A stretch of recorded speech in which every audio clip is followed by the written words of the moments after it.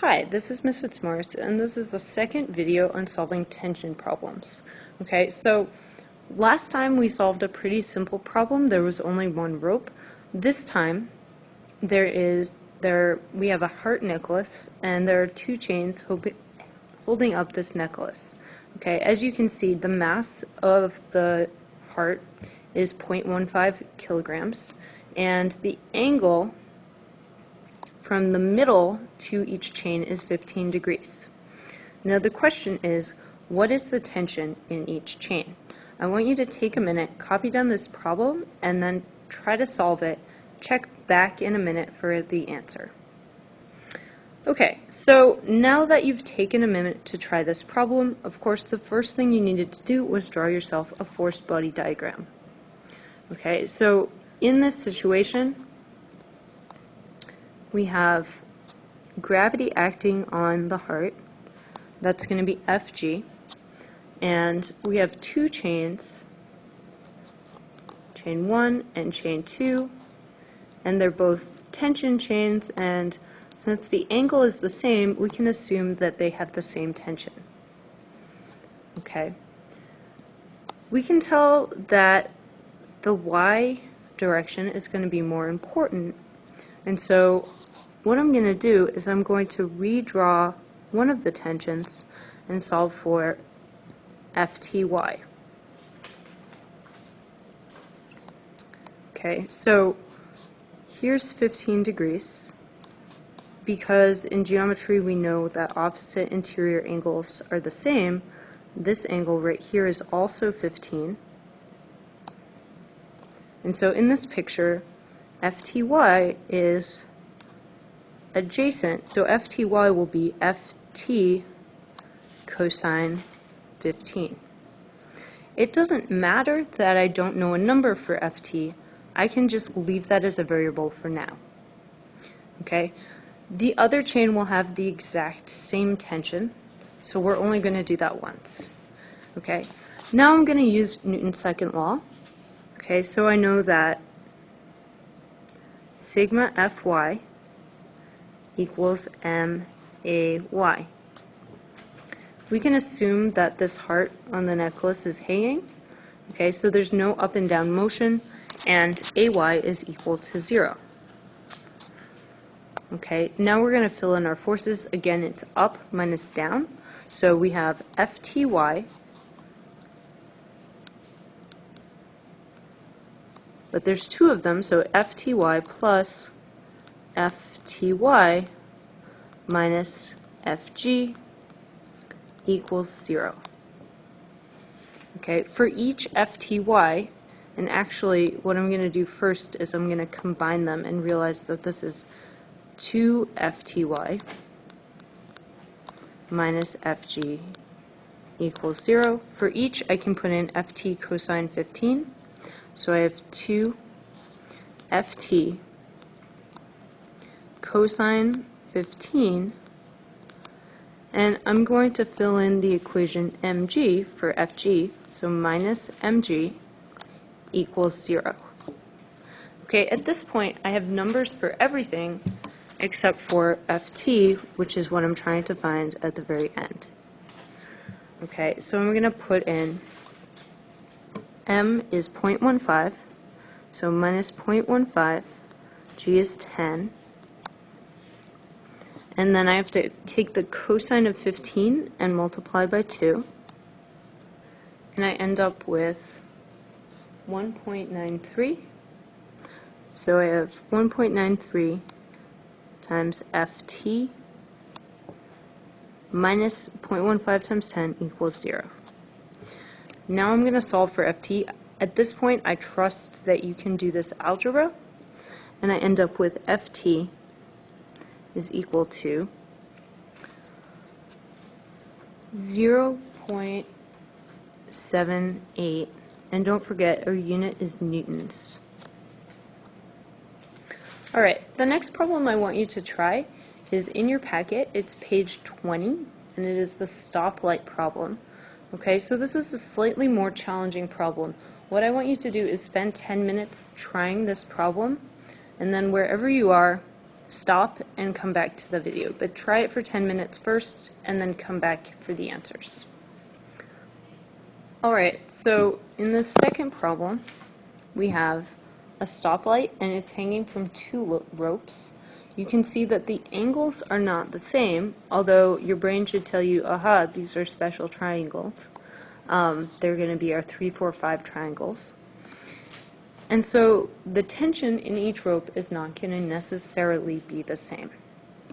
Okay, so in part A, all we need to do is draw the force body diagram. Okay, and when it says draw the actual forces, not the components, it means that on the force body diagram, you're not going to break it up into X and Y. Okay, and this is one of these silly things about the AP test. They will actually take off points if you break it up into X and Y first. They want to know that you know that the force is at a diagonal. Okay, so we have FG going down, of course, and then we have two tensions. I'm going to call the one on the left FT1, and the second one is FT2. Okay, and that's all we had to do in part A. In part B, it wants us to solve for one of these tensions. In particular, it wants us to solve for the tension on the left. Okay, so we want to know what is FT1.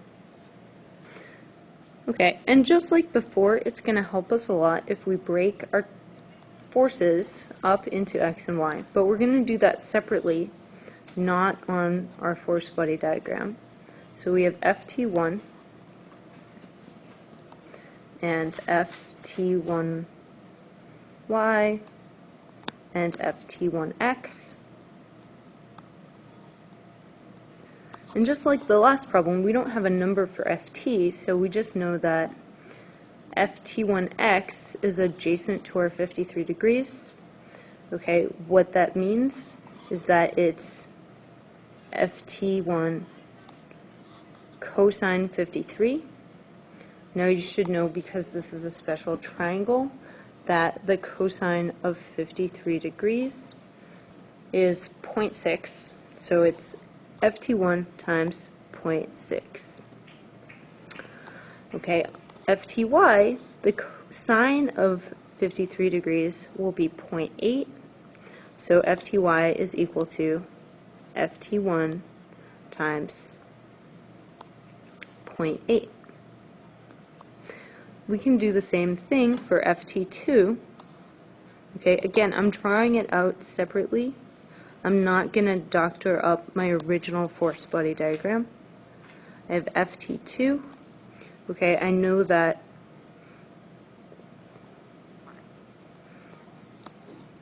this angle is 37. So FT2X is going to be FT2 times cosine, because this is adjacent, of 37. Again, this is a special triangle. The cosine of 37 is 0.8, so it will be 0.8 times FT2. And this side, and I'm going to draw a little arrow here, FT2Y. Okay, it's opposite, so that's going to be our sine of 37. So it's going to be 0.6 times FT2. Okay, now what I'm going to do is I'm going to go ahead and I'm going to set up my Newton's second law equations. Okay, so hopefully you have this written down. I'm going to go onto a new page and we'll look at the Newton's second law equations. It might seem a little weird. We have so many variables that are unknowns, so few knowns, but we're going to be able to figure this out. Okay, and even though it seems like we mostly want to deal with the up and down direction, I'm going to write out both side to side and up and down Newton's second law equations. Okay, so in the x direction, I'm going to draw a little cartoon. This is not like the full force body diagram here, but we have T1 and T2. In the x direction, we have right minus left, so that's t2x minus t1x is equal to max. Now this stoplight is not moving side to side, so we know that max has to be equal to 0.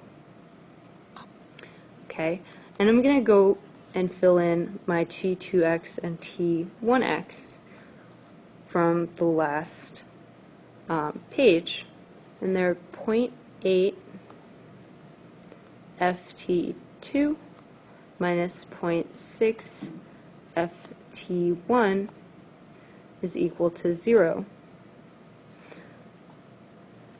I'm going to leave that there for right now, okay? And let's look at the y information. Okay, it's up minus... Alright, so in the up and down direction we have t2y and t1y going up, so we have t1y plus t2y, okay, minus fg going down equals may. Okay, but again, the stopwatch or stoplight is not moving side to side, so ay is 0. Okay, I'm going to put in what we had for t1y and t2y. Okay, so we had 0.8 ft1, okay, plus 0.6 ft2 minus fg, but remember I'm going to put mg in for fg, is equal to 0. Okay, I have a number for this. Okay, it's 33 times 10. Okay, but it seems like I'm stuck. I have two equations, but I have two variables in each one, so I can't solve directly with either one.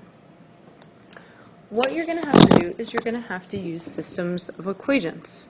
Okay, we want to have t1 at the end. That's the thing we're looking for. So I'm going to solve, I want to eliminate t2. I'm going to solve this equation for t2. Okay, so I'm going to rearrange. I have 0.8 ft2 equals 0.6 ft1. I just added 0.6 ft1 to both sides. I'm going to divide 0.6 by 0.8, and I have ft2 is equal to 0.75, or 3/4 ft1. Okay, now what I'm going to do is everywhere I have ft2 over here, which is just one place, I'm going to put 3/4 ft1. Okay, and I deal with fractions better than decimals, so I have 0.8 is really 4/5 ft1 plus 0.6 is really 3/5 times 3/4 ft1. Okay, I'm also going to bring this 330, or 33 times 10, to the other side. Okay, now I only have one variable.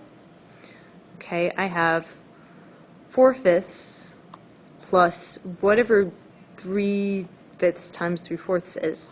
But I can figure that out in fractions, so I have 4/5.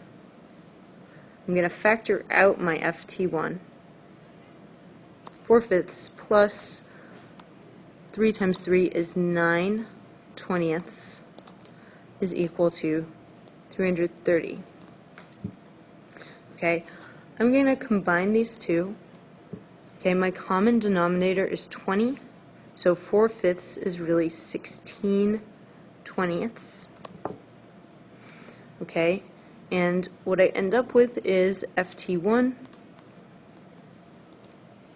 times 16 plus 9 is 25/20 is equal to, somehow I gained a 330. 25 over 20 we know is 5/4.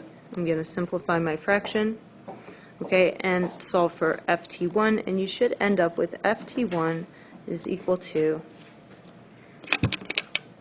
412.5 newtons. Okay, so this problem might have seemed like a lot, and for right now it is, but in about a week you'll be really good about this. Okay, you'll also need to use this problem and this technique tomorrow in class when we do our first SDL for our force unit, which is tension stoplights. Okay, see you guys tomorrow.